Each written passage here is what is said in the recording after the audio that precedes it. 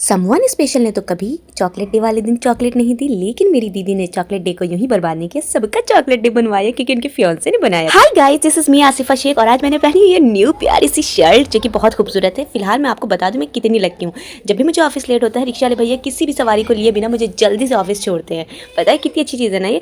और आज ना मैंने फर्स्ट टाइम बनाया था अपने लंच के लिए। ये चने बहुत अच्छे लगे थे सबको, वहाँ पे मैंने सबको खिलाया था। और उसके बाद दीदी के फियांसे ने सारे गिफ्ट दिए हैं उनको चॉकलेट डे वाले दिन। कितनी लकी है ना मेरी दीदी।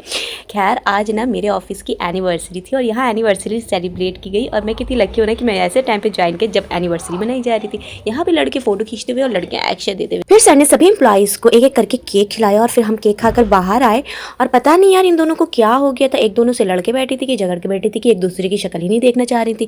खैर मैंने अपने घर के लिए लिया दूध और चिप्स और फिर मैं घर आई और फिर शांति से मैंने सबके लिए चाय और ये नाश्ता बनाया। अल्हम्दुलिल्लाह आज का दिन मेरा बहुत अच्छा गुजरा। जितना शुक्र अदा करूँ उतना कम है। चलो अब जल्दी से सब्सक्राइब कर दो मेरा चैनल। बाय।